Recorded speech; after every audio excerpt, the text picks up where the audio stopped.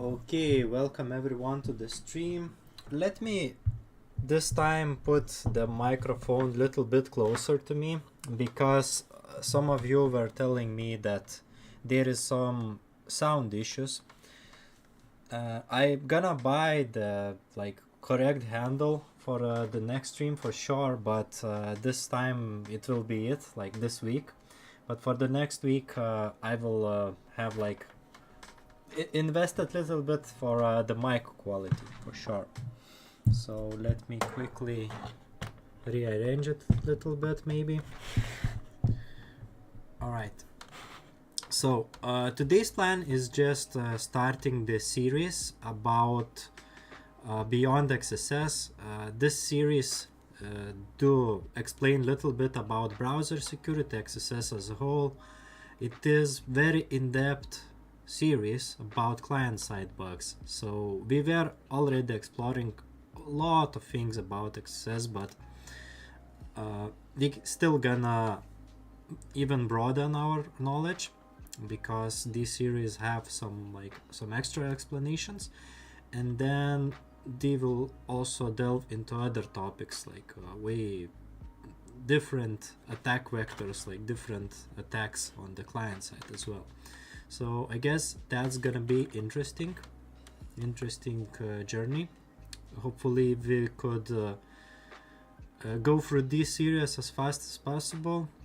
To write it took I think 30 days for the person, so real kudos to that. And I just skimmed through some of these articles and it seems it's like pretty good quality per se. So yeah, we're gonna begin. So this is the series. I will be reading most of the stuff, maybe giving some feedback. All right, about this series. As a software engineer, you must be familiar with information security. In your work projects, you may have gone through security audits, including static code scanning, vulnerability scanning, or penetration testing. You may have done more comprehensive red team exercise. Apart from that, you may have heard of OWASP and have general idea what OWASP Top 10 includes and what common security vulnerabilities exist. However, when we narrow down the scope to information security in the web front-end development, many people may only know about XSS and nothing else. If we compare the field of web front-end security to universe, XSS might be the biggest and brightest planet that captures most of people's attention. But besides of XSS, there are many other smaller planets and stars in the universe that has always been there. You just haven't noticed them. Yeah, so we're gonna explore all the universe that this actually has. Apart from XSS, there are many other security topics worth learning, such as prototype pollution, which exploits JavaScript features, CSS injection attacks that can be executed without JavaScript, or side channel attacks like XS leaks in front-end development. So I already shown this tip of the iceberg. We started learning about this one. CSRF, I haven't yet covered it about it, but we're gonna check those for sure. All right. As front-end engineer, when I stepped in the field of cybersecurity, it felt like entering a different world.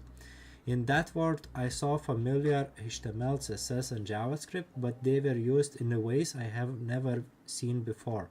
After working in this field for 5 or 6 years, I thought I have seen about 80% of usage methods, but never diving into the security. I realized that it was other way around. About 80% of things were completely new to me. So yeah, I guess the author of this series were front-end developer. And when you work as a developer, usually you don't think that much about security. Usually you were just fixing bugs and then you look into the security. So when developing, most of the people won't take security as their top priority. That's why this was really new field to him. Alright, therefore this series of articles seems to introduce some front-end security topics and explore the universe of front-end security together. The topics covered in this series include cross-site scripting, content security policy, which is also very important when working with XSS, sanitization, HTML injection, CSS injection, DOM clobbering, prototype pollution, cross-site request forgery, cross-origin resource sharing, cookie tossing, and many more. This series of articles could be roughly divided into following 5 chapters. The chapter 1 starting with the XSS, chapter 2 defense and bypass for XSS, chapter 3 attacks without JavaScript, chapter 4 cross-site attacks, and chapter 5 other interesting topics. So my plan is just try to go one chapter at a time, maybe like divide certain streams into one chapter, or like other stream will be chapter 2 and etc. But we will see like how much time it does actually take to read everything through. I might not be reading everything in detail because some of these topics we already covered, so I guess I gonna skim through most of the stuff. Okay, the target audience of this series includes front-end engineers and people interested in security. It is assumed that readers have at least some basic knowledge, such as understanding difference between front-end and back-end and having basic understanding of HTML, CSS, and JavaScript. Yeah, I guess that's pretty much mandatory if you're going after client-side vulnerabilities. Like, knowing just the basics is enough. If you don't know basics, you can take some courses about HTML, CSS, and JavaScript. You can try asking questions for ChatGPT. Right now, I saw ChatGPT. I think yesterday it's have included the newer agent, and it's extremely fast. But it has some hallucinations, but still, like, it's pretty good, and I like that. So yeah, to start this series, to follow up this series, please just review those topics.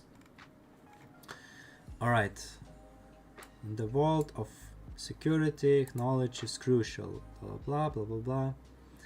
Okay, I will skip this through. Origin of this series: he started this series for Ironman contest.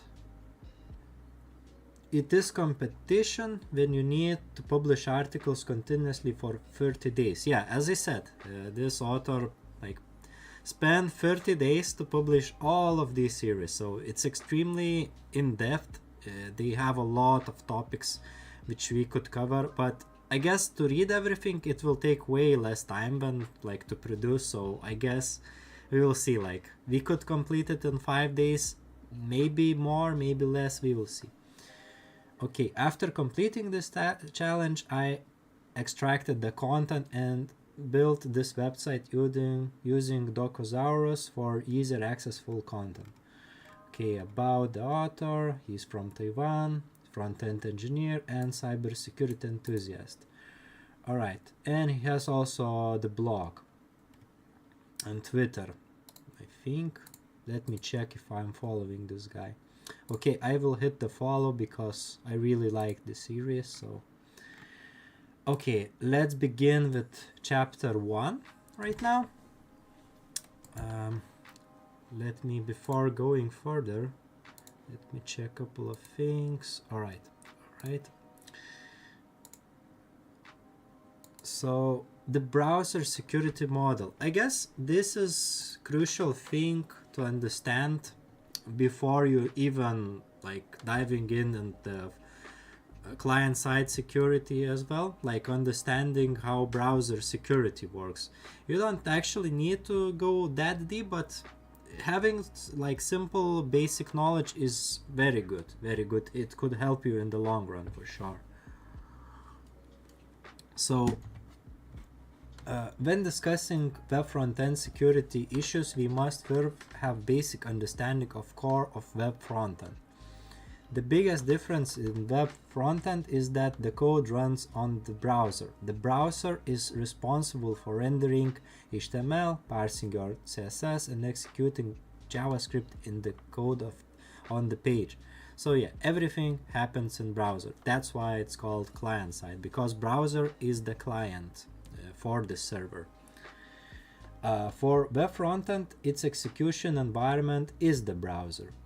In the example below, outermost black square represents the operating system and two green applications on the top of the operating system.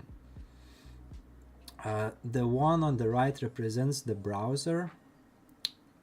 Okay, this, and web frontend runs on the top of the browser. Okay, this is the front end. The deeper the layer, the more restrictions there are.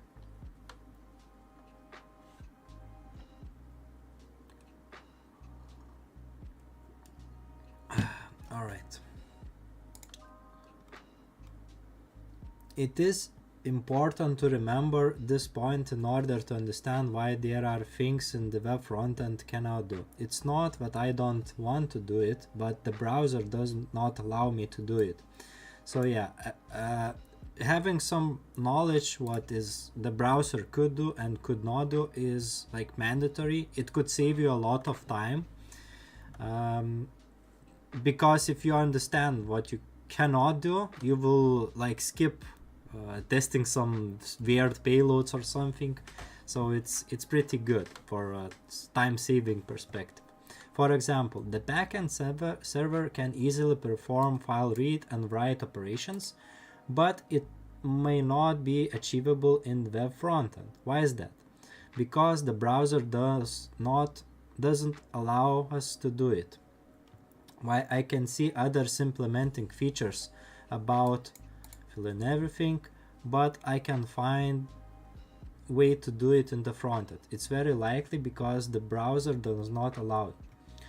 Okay, this is the summary basically from everything here. If browser doesn't give it to you, you can get it. You just can't.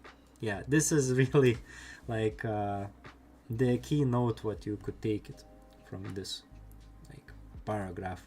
So what security restrictions does the browser impose? What does it limit? Here are the few examples. Prohibit proactive access to local files. For the backend, the code runs directly on the operating system, which means it's just a regular application. If there are no special permission restrictions, you can basically do whatever it wants. The whole machine is playground. But there are many restrictions for frontend. For example, you cannot proactively read and write files on the computer. Let's talk about what is possible. You can use input type file to allow users to select file and then use file reader to read the contents of file like this. So this is the short snippet. This is the input field of type file. And this is the JavaScript function, which is basically reading the contents of this file. But this file won't be stored on the server. This will be done only on the browser itself, as it is on the front end.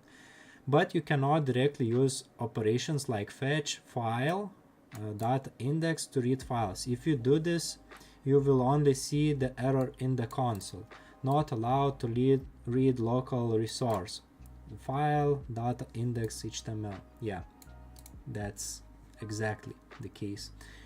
Even using window open, also like trying to use window open on local files will result in the same error. So yeah, this is the things what you have to understand for sure. There are absolute reasons why browsers have restrictions. What would happen if front-end web pages could directly read files?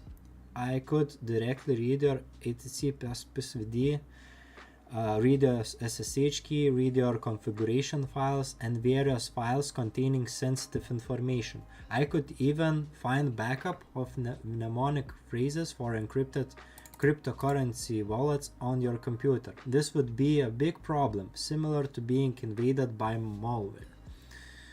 Therefore, it's very reasonable to prohibit JavaScript from actively accessing files. Otherwise, just by opening web page and all file contents will be exposed, leading to significant security issues. In fact, such incidents have happened before. Look at the case.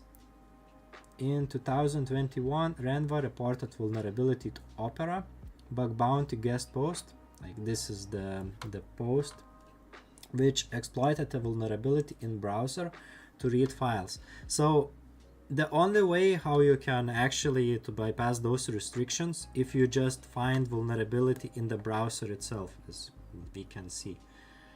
All right, so let's check it. So Opera is a browser built on Chromium, and it has a feature called Opera Pinboards, which allows users to create nodes and share them with others. The URL of the node page is Opera Pinboards, which belongs to the special protocol and usually has special permissions. When creating a node, you can include the link, for example, like this. Renva discovered that in addition to using normal links, you can also use links of JavaScript alert to execute the code, thus obtaining XSS vulnerability under Opera Pinboards. As mentioned earlier, there are special permissions under Opera, this scheme, such as being able to open file, web pages, to take screenshots of web pages, to obtain screenshots results. Therefore, you can use XSS mentioned earlier to open local files, take screenshots, and send them to attacker server, achieving the goal of stealing files.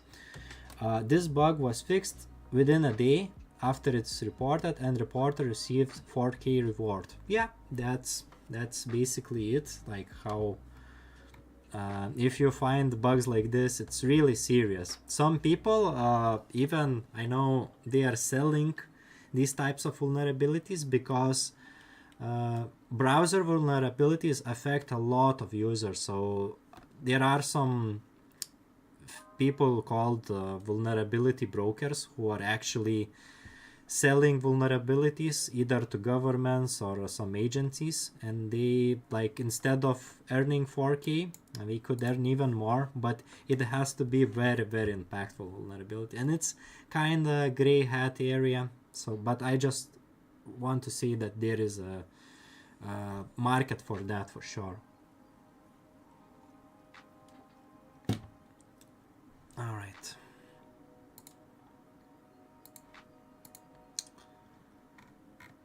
And guys, if you have any questions, just go to Twitch stream and post in the chat right there, and I probably could help you and answer if you have some questions. So just letting you know, I also posted that in the other chat as well, so just in case you need some help, you can reach out me there. All right. Prohibit calling system APIs. Regular applications can do many things, such as changing system settings, network settings, by using APIs provided in the system. However, JavaScript cannot do these things. Or to be more precise, it is not that JavaScript itself cannot do it, it's just a programming language. It is because the browser does not provide corresponding API to the front end, so it cannot be done. When we execute JavaScript in the front end of the page, we can only use what browser provides. Oh, thank you for the follow.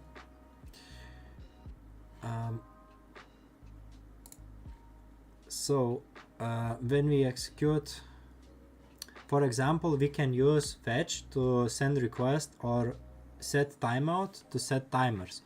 These are interfaces provided by the browser to allow us perform certain actions. If we want to use system APIs, We can only do so if browser also provides corresponding interfaces. Otherwise, JavaScript on the web page cannot access those functionalities.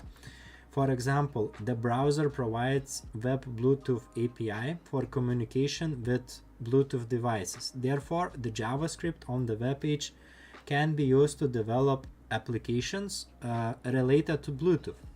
Another example is Media Devices API, which allows JavaScript to access data from devices such as microphones, cameras, enabling the development of related applications. While browsers provide these APIs, they also implement permission management mechanisms. Usually, a notification will pop up asking the user actively agree and grant permission before allowing the page to access certain resource. You probably have seen those if you were like using your camera on certain web applications. They were asking you if you can use the camera, and you will just get some prompt and you have to enable, and then only you might use the camera. Or it could be any other stuff like Bluetooth, microphone, stuff like that. If you want to try those out, you can just go to applications like, I don't know, like Google Meetings or something, and you will see like the permissions will pop up right here somewhere. And one other important thing to say, that different browsers may have different APIs, like those could be named differently. So if you were, for example, constructing the payload in JavaScript, that payload could only work for certain browser, because like media devices could, for example, be only available on Chrome, but on Firefox it could be named like different name, even though it's doing the same thing. So some exploits are maybe only work on certain browsers, so you have to keep that in mind. And sometimes there are the prompts in order to access certain permissions, so you have to like understand like there is some kind of permission modeling in the browser level as well. All right. Prohibition of accessing content from other web pages. This is really important to understand, because if you were doing XSS to SSRF chaining, this is the area where you actually need to understand. This was the area which is actually was important. Then there will be cases, then there will be exploits only applicable for certain browsers. And this one was when you are exploiting LFI or RFI vulnerabilities, but those could be not possible due to browser limitations. So understanding those is crucial for that. All right, let's explore this. Prohibition of accessing content from other web pages. This can be considered one of the most important security assumptions of browsers. A web page could never have a permission to access content of other web pages. This is easy to understand, because if this were allowed, one could directly read emails from mail.google by accessing blog Huli TV Taiwan, which is obviously not secure. Therefore, each web page has permissions only for itself. It could modify its own HTML and execute desired JavaScript code, but should not access data from other web pages. It is known as same origin policy. Yeah, this is very important to understand as well. Moreover, this data is not limited to just content of the page on the page, but also includes not being able to access the URLs of other pages. For example, if the following code is executed on GitHub, like we'll try to open window for this page and log it to console, the following error message will be displayed. Okay, on con dom exception blocked from frame origin from accessing cross-origin frame. The message states uncaught DOM exception blocked a frame with origin github.com from accessing a cross-origin frame. Alright, what does that mean? This means that you cannot access content from other pages including their URLs. Although this might seem basic and necessary, implementing this functionality in browsers is not that easy. Browsers have undergone numerous attacks and have implemented various defense measures and architectural adjustments to become increasingly secure and meet these security requirements. For example, in January 2018, Google's Project Zero disclosed significant vulnerabilities called Meltdown and Spectre. Yeah, this is also very interesting, which allowed reading data from the same process through the CPU flaws. The Meltdown and Spectre exploits were like pretty sophisticated ones. I think, not sure, I think they used some kind of injection to the CPU, like CPU clock or something. So yeah, those were pretty advanced ones for sure. Alright, and the Chrome browser responded to this vulnerability by adjusting its architecture to be more secure. It ensured that different pages, regardless of how they are loaded, including images and iframes, are processed to separate processes. This series of security measures, known as site isolation, you can find more detailed explanations on the Chromium website. It will also be mentioned again in the subsequent articles. Alright. Okay, regarding the point of not being able to access content from other pages, let's look example of bypassing this restriction. So yeah, we can actually bypass that. In 2022, GeoXcar reported a vulnerability to Chromium. Okay, security. So bypass leaks navigation history iframe from other subdomain if location is changed to about blank. This vulnerability allowed reading cross-origin URLs using iframe. Alright. Suppose the web page is aexample.com contains the iframe of bexample.com. By redirecting iframe to about blank using frames one location equals about blank, the iframe becomes same origin with, alright, okay, that's cool, same origin with a example. At this point, accessing iframe's navigation history using frame 0 navigation entries allows retrieving original URL of example b. Okay, it's pretty interesting. This should not happen when iframe is redirected to another URL. Navigation entry should be cleared. Therefore, this is a bug.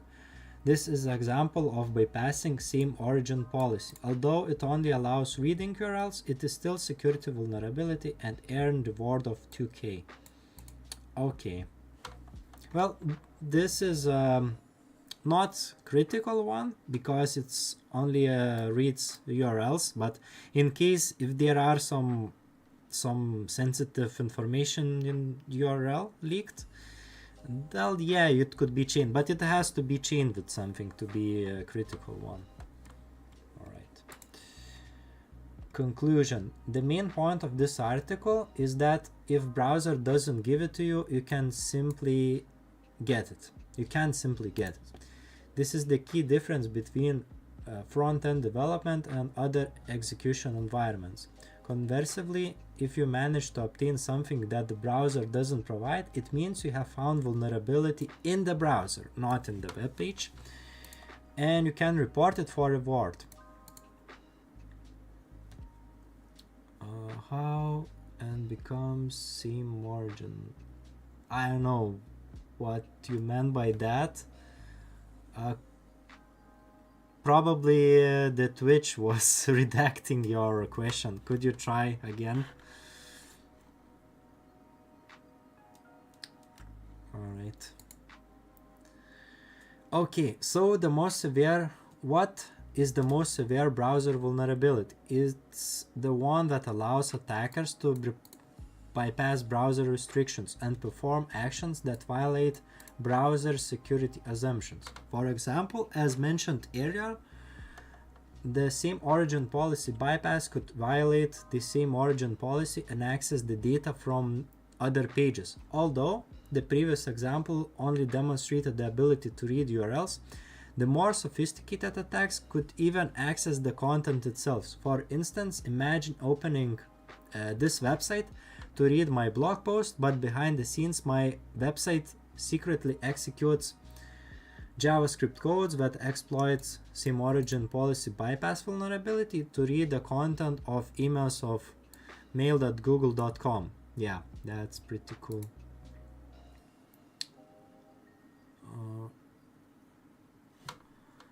How those became same origin with same origin bypass. So that was this explanation. You can check the description itself, but it was just a vulnerability this year in Chromium based browsers. So it was just using iframe, and the iframe, like selecting the iframe you specified, if you set location to about blank for like certain iframe, it will become same origin. This was just vulnerability back then, but I think right now it's fixed.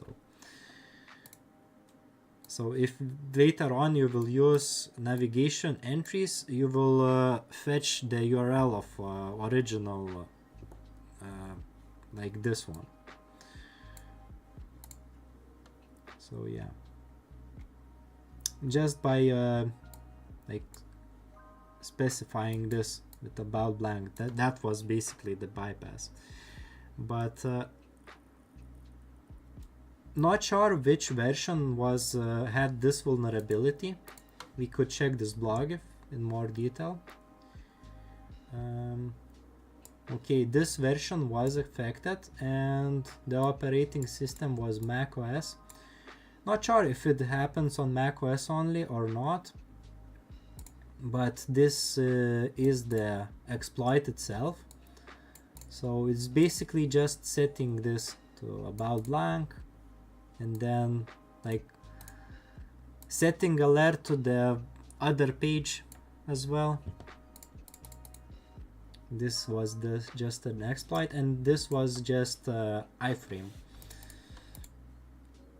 I could try to recreate this lab and download the vulnerable browser and try to test that, but it will require to set up multiple domains, multiple subdomains, and like a couple of servers and downloading browser. Yeah, it could take way too much time just to prove this point, but I kind of believe that was a vulnerability in this one. But we should not keep too much time in the browser security. I just wanted to like emphasize what the guy was telling us. So the conclusion itself, this sentence only, basically, if the browser doesn't give it to you, you can simply get it, unless if you found the way, but it's not intended by the browser, you should report to the bug to the browser itself,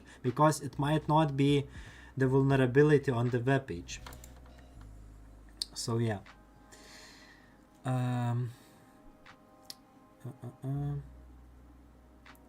Okay, the more severe type of vulnerability which allows attackers to execute arbitrary commands on computer using JavaScript. This type of vulnerability is called remote code execution.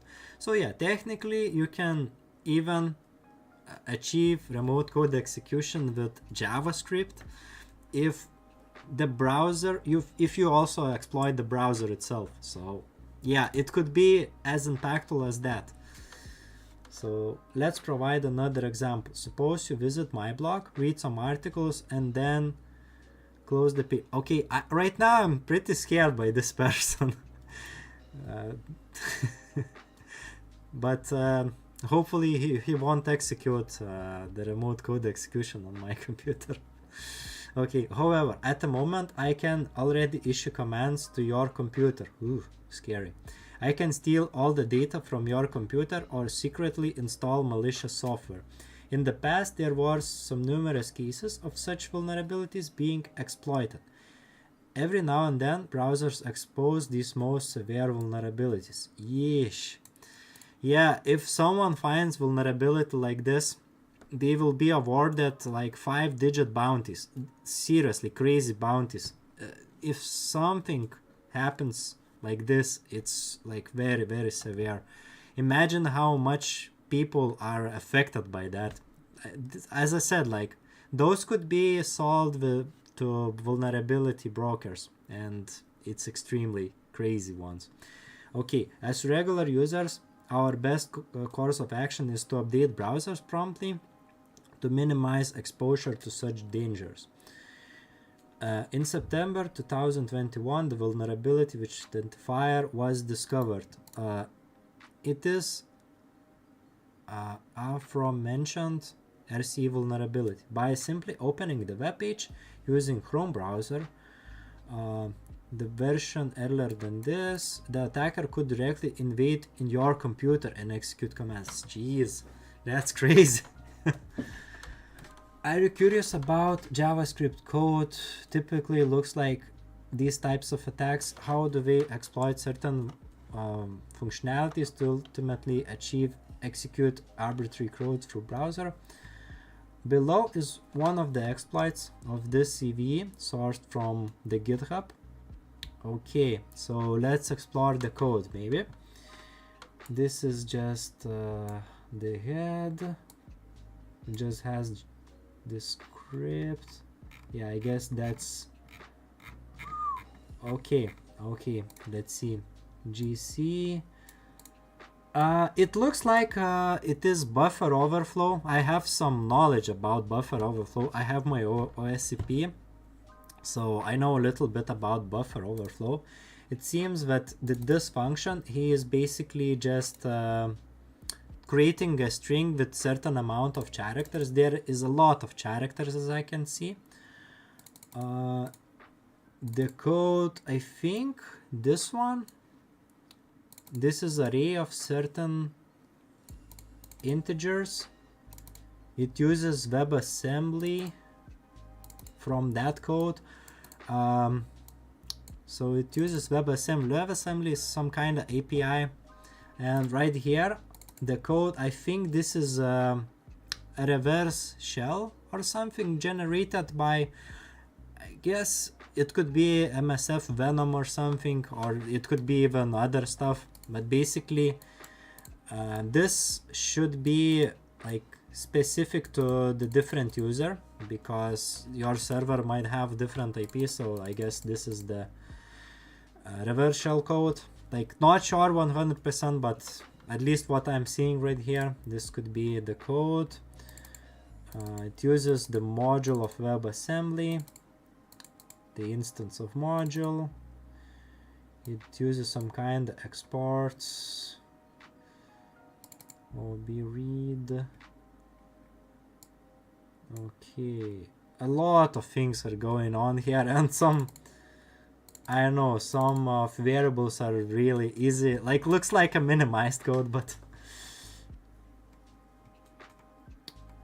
alright, this is pretty hard to read, I gotta say. It could take days. Not days, but yeah, it could take a couple of hours to fully understand, for me at least. I could use ChatGPT for that, but oh, it has the shell code right here actually. It looks like a binary exploitation code. It's pretty sophisticated for sure. It's not really simple. You have to understand binary exploitation, so this is pretty interesting one. Since the vulnerability exists within V8, you can see the code above performs many operations that may seem not incomprehensible. These operations are usually designed to satisfy certain conditions that trigger issues in V8. However, providing a detailed explanation beyond the scope of this article. Yeah, he just added the code, but he, like, even the author of this blog says, like, okay, this is beyond the scope. It's extremely sophisticated code, so he won't explain this.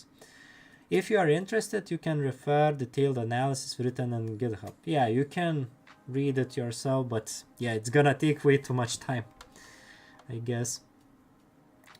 By the way, some engineers who are not familiar with limitations of JavaScript often try accomplish things that are fundamentally impossible with JavaScript. Once you understand the basic security model of browsers, when faced with tags that cannot be achieved, you will confidently tell to the project manager, yes, this functionality cannot be implemented on the web frontend, the browser.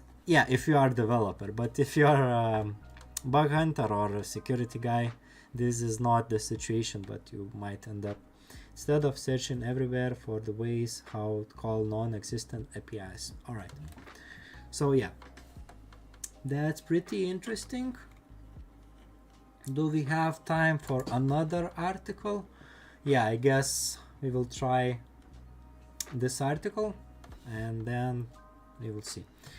Okay, starting with XSS for front-end security. Finally, XSS. Let's go. In the practice of the first article, oh, thank you for the follow. That's really, I really appreciate that. That's very good. Okay, in the practice of the first article, I mentioned that front-end security, it's not about XSS. There are many interesting things to explore. However, XSS itself is quite fascinating and is commonly known as front-end security. So let's start with XSS and its essential logic that could teach you some things that you might not notice before. I trust this guy. I trust the author because he has the knowledge of front-ender. I spent around 5 years or so developing web, like front-end applications, so I trust his knowledge about JavaScript. So I guess we're gonna learn something. From this point onwards, let's officially dive into the first chapter, starting with XSS. Alright, origin of XSS. In 2008, Microsoft as the NAN blog published the article Happy 10th Birthday of Cross-Site Scripting. Alright. So it is pretty old vulnerability, but I think the XSS could have existed as soon as the first web page has existed. Actually, if there is a possibility to run JavaScript, there could be possibility for bugs for sure. Okay, indicating that XSS born around, which was in the previous century. This is vulnerability of previous century. Can you imagine that? It's crazy. Can you see the blog post as well? Like, this looks super old as well. Alright, although the article ends with a statement opened for the death of XSS 10 years later rather than its birth. Let's hope that 10 years from now we can be celebrating the death, not the birth of cross-site scripting. And here we go, in 2024 we still have a lot of XSS. So I guess this vulnerability will never die, at least to my knowledge. Yep. We all know even after 20 years XSS remains popular vulnerability. I think it's second place to my knowledge because there are so many XSS everywhere, like especially if there is a legacy application. Oh yeah. And people just like not fixing them and just putting the web application firewall instead of fixing on the top. So yeah, long live XSS for sure. From unknown small company websites to well-known giants like Facebook, Google, XSS vulnerabilities occasionally appear. Well, yeah, I could confirm that. One of the top hackers on Facebook, all what he does is actually exploits a lot of XSS vulnerabilities, but of course he chains multiple vulnerabilities. He might exploit some browser functionality even. He's like crazily good at that. and all he does is XSS, but it's like next level at that. Okay, this indicates what it's defending against this attack. It's not easy task. Okay, now let's take a look what XSS is. All right, let me quickly take little 1 minute break and I will back to you.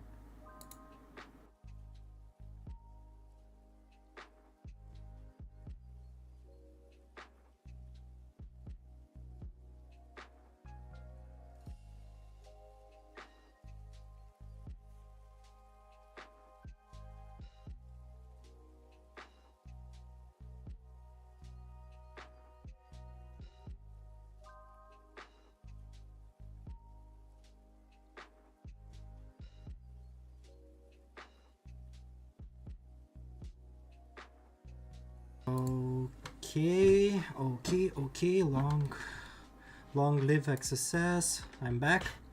Like, let's go, let's dive. What is XSS? We already know what is XSS, but let's see what the author of this says.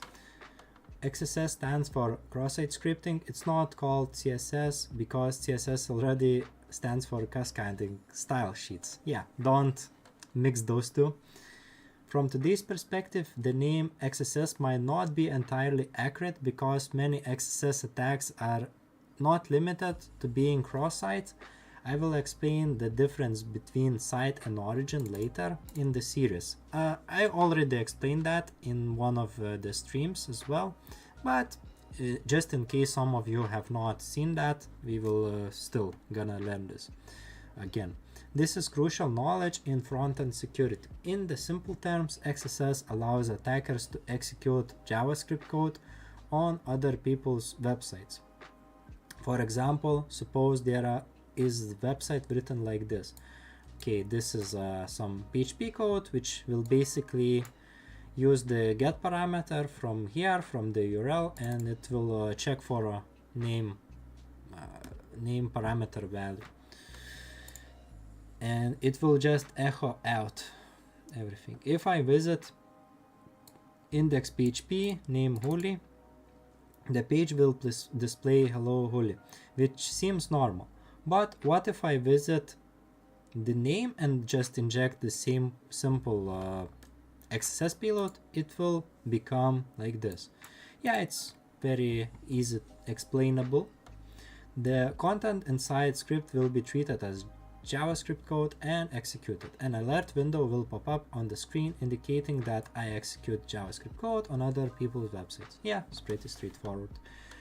Although most of the XSS example demonstrates execution of alert 1 to prove code execution capability, I'd not assume that XSS is limited to this. It's just for demonstration purposes. Yep. Once XSS is achieved, it means that code can be executed on someone else's website, allowing for various actions. For example, stealing everything stored on local storage, which may include authentication tokens. With stolen token, one can log into a website using someone else's identity. Yeah, what I really like, what he is actually explaining the impact, like different use cases of XSS, not only showing the alert. That's very good. This is why some people advocate storing authentication tokens in cookies rather than local storage. The local storage can be stolen, but if cookie has HTTP only flag, it cannot be accessed. Therefore, it cannot be stolen.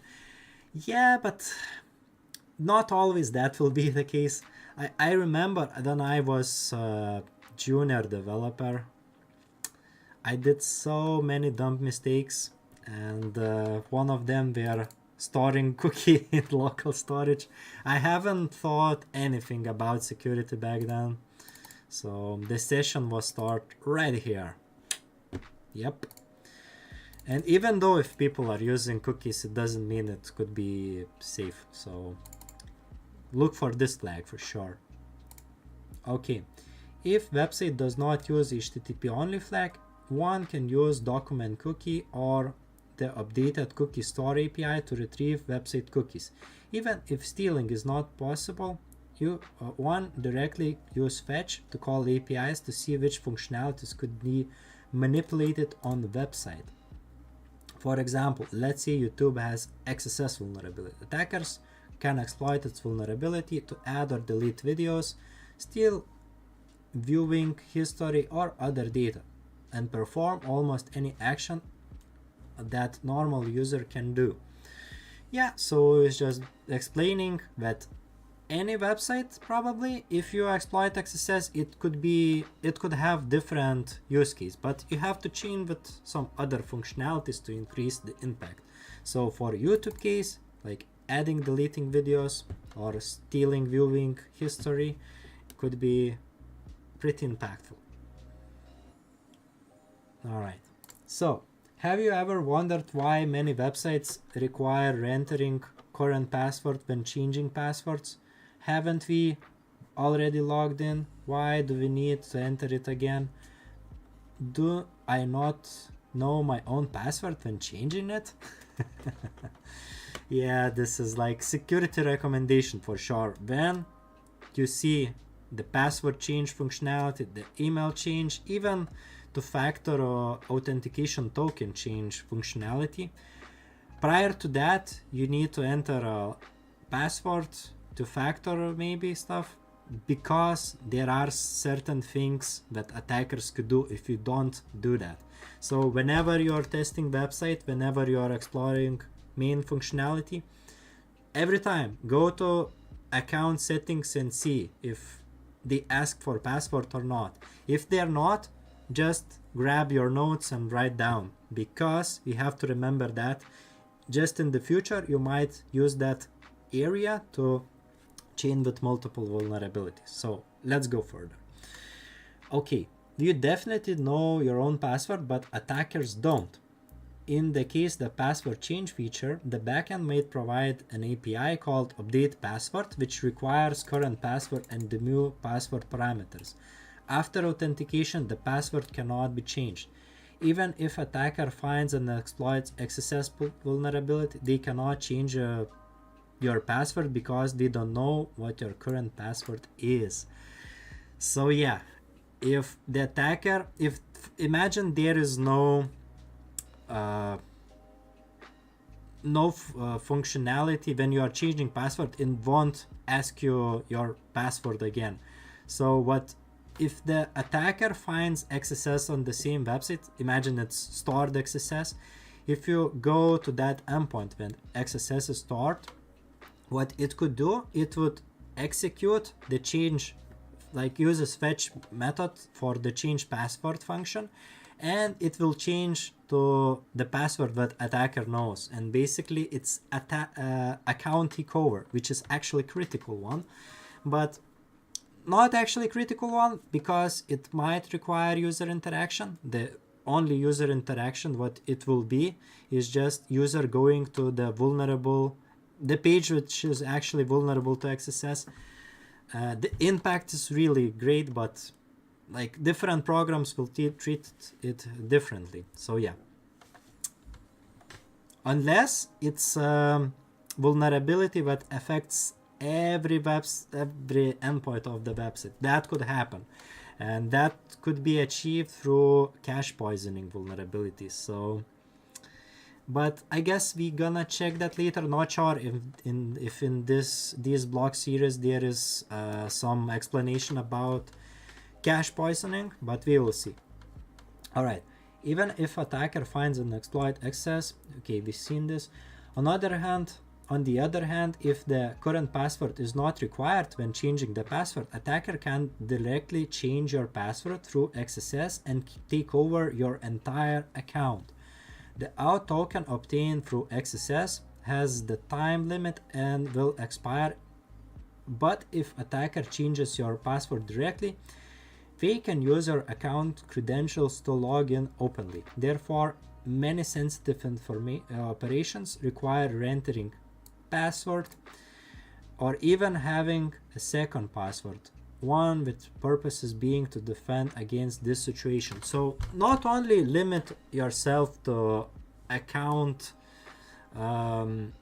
like sensitive account information changing operations. So what you can also check, there could be even other operations, like the operations which does require to transfer money, withdrawing funds, maybe purchasing something out of your account, maybe creating some sub accounts, inviting other users to organization.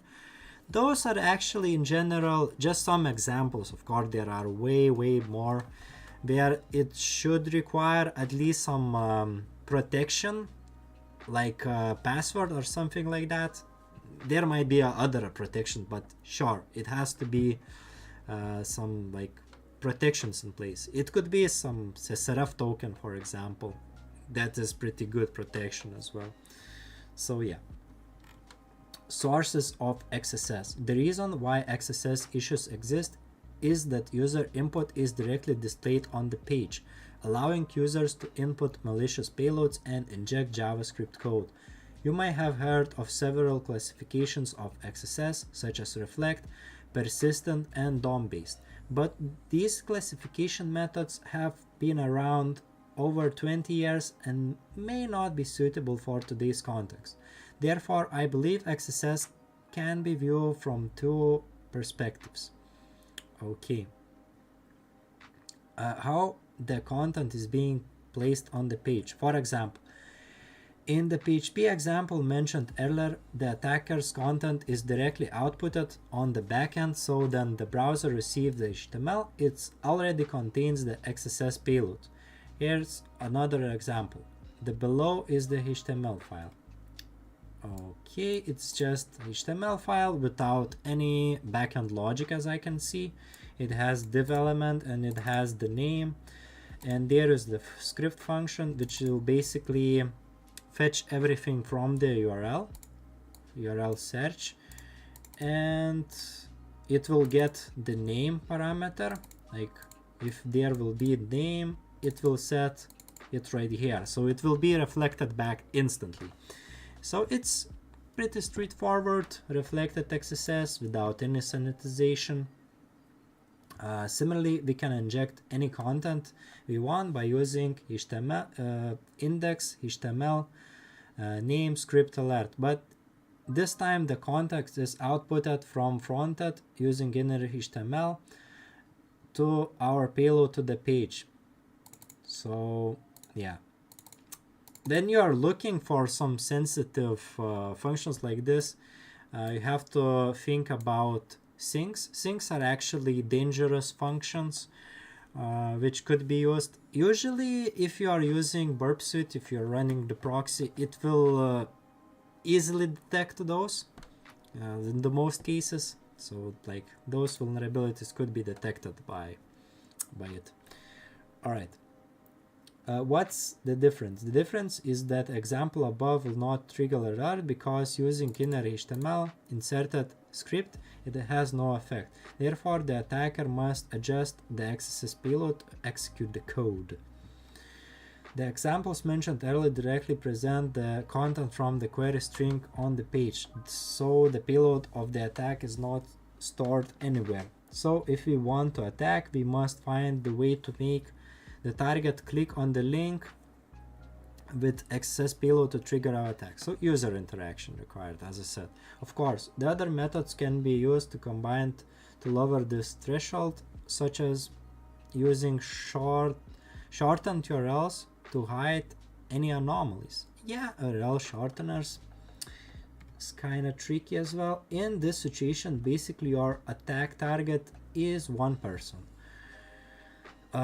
There is another situation that is relatively simple, such as comment board. Assuming HTML code can be inserted in comments without any filtering, it could leave content with script tags. As the result, anyone viewing the comment board will be attacked, and your attack target all users, expanding the scope of the impact. So yeah, it's basically the showcasing the two different scenarios. one scenario with reflected XSS, you basically are targeting, yeah, you can target multiple users, but in the most cases it will be one user. But with the stored XSS, you can target a lot of users at once. At least some of those users, if they go to that page, they will be affected. So yeah. Just to think about it, if Facebook post had an XSS vulnerability, everyone who saw the post will be attacked. That's exactly what I was telling. It could even become wormable, meaning it could self-replicate like a worm, using XSS to help victims post, resulting into more people attacked.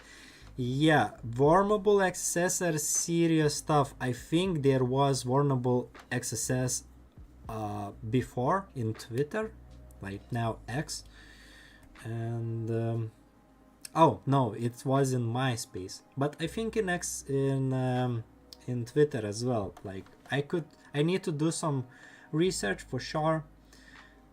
This has a pretty old paper, but the most famous real case is in MySpace. Yeah, this one I think the most well known. The old networking site before the Facebook, the 19-year-old guy named Sami Kamkar found an XSS vulnerability on the profile page. He used the vulnerability to make victims add him as the friend, and then injected XSS payload onto their profile. He made a lot of friends with his exploit. As the result, within 18 hours, over 1 million users were infected, causing MySpace to temporarily shut down the website to remove those infected profiles. Yeah, he made a lot of friends artificially. This case demonstrates the impact of warm XSS. In addition to classifying XSS based on source of the payload, there are other ways to classify XSS.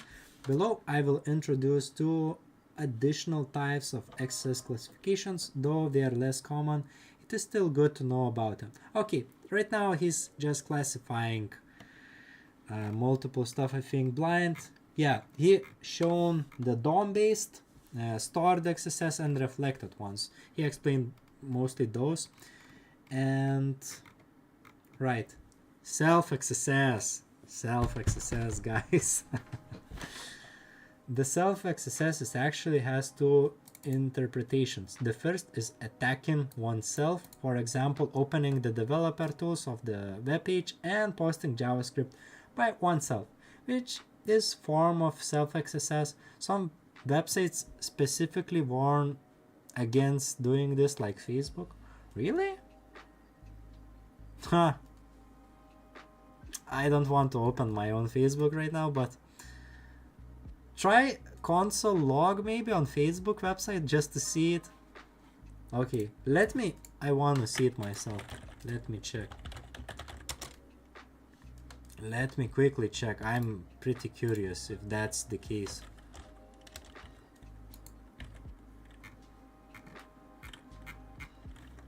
Okay. Wow, I started typing and I got this one for sure. That's the case right now. That's pretty interesting. All right. The second interpretation is XSS can only attack oneself, which is usually referred to self-XSS. The XSS we discussed earlier was all about attacking others because others can see your payload. However, sometimes you can only you can see it. So usually it will be marked as informational if you submit those type of instances. Let's take an example. Suppose there is an XSS vulnerability on phone number field, but the problem is then that the phone number is personal information, so only you can see on your own settings page. Others cannot see it. This is kind of situation called self-XSS, where only you can see the pop-up window alert when you open the settings page. Although it seems useless when combined with other vulnerabilities, it is possible for others to see it. Yeah, this is really the key takeaway from self-XSS. Even though by itself, if you just submit it like this, by itself, it will be informational. You don't need to disregard it straight away. You have to put it in the notes, and later you might chain with other vulnerabilities and you can increase the impact. All right, but we're gonna learn about this probably in the future of this series for sure. So let's go. The blind XSS means XSS executed in the place and the time you cannot see. I like that he's actually not using, I know, like some generic explanations. He's just using his own language, and yeah, it's pretty good explanation from like his own words. It's pretty good. Let's give another example. Suppose there is an e-commerce platform, and after testing you find that there are no issues in any field and no XSS vulnerabilities are found. However, the e-commerce platform has an internal portal where all order data could be viewed, and this portal has a vulnerability. They forgot to encode the name field, so XSS could be executed using the name field. In this case, we usually wouldn't know during the testing because I don't have access to the internal system, and I might not even know it exists. To test this situation, you need to change the context of XSS payload from alert to payload that sends the packet, such as fetch and attacker's blind XSS server. In this way, when the XSS is triggered in the invisible place, sorry, it can be observed from the server. Yeah, so you cannot straight away see it, but it might trigger from time to time somewhere, especially when someone is reviewing that. There are some ready-made services like XSS Hunter, which I also recommend you, that provide a platform for you to conveniently observe whenever XSS is triggered. If triggered, it will return triggered URL and other information on the screen. Speaking of actual cases, Ryan Cool reported vulnerability in Shopify in 2020. Blind stored access via staff name. Alright, kinda interesting.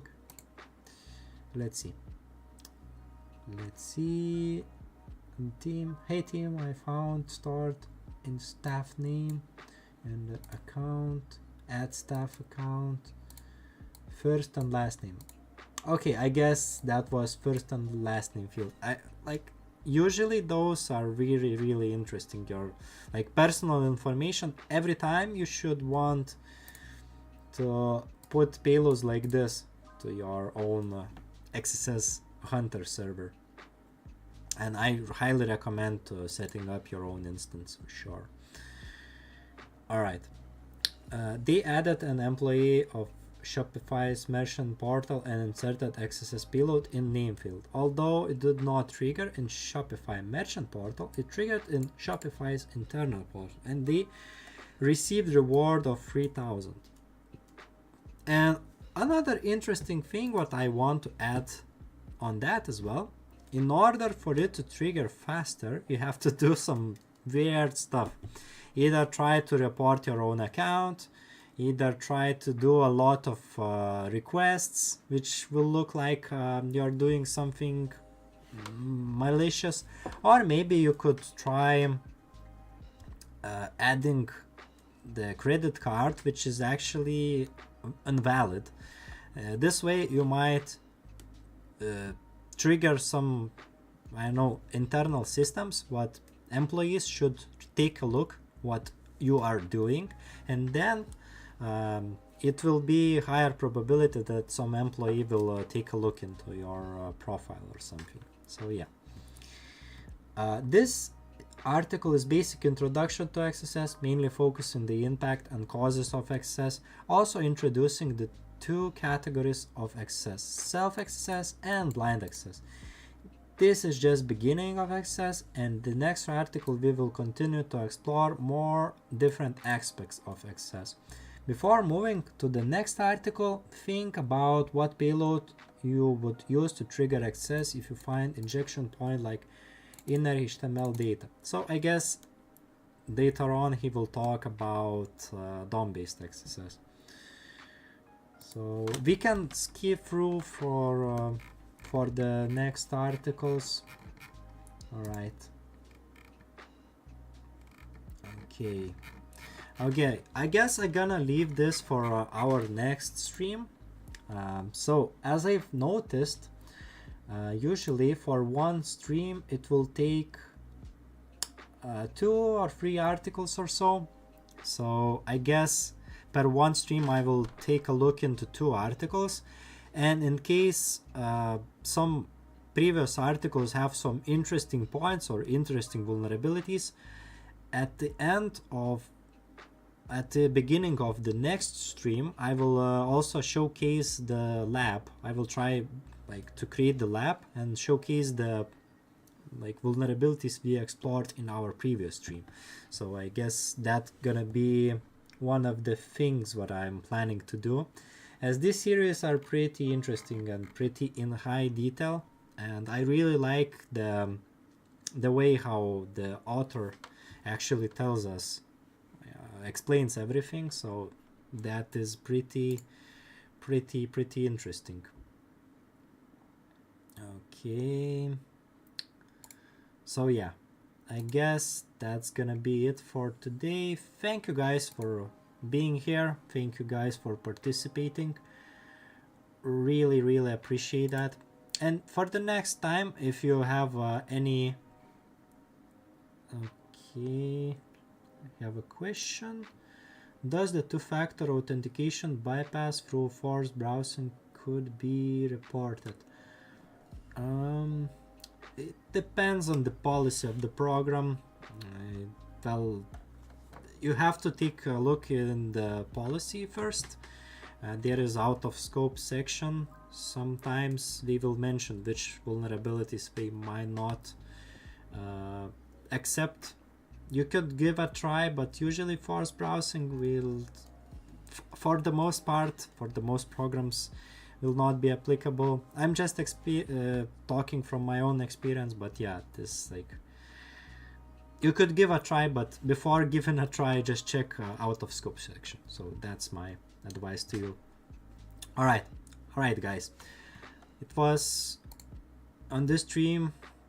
I found out that a couple of people gave us a follow, I think. But the weird thing that this goal section is not working, so I will try fix that.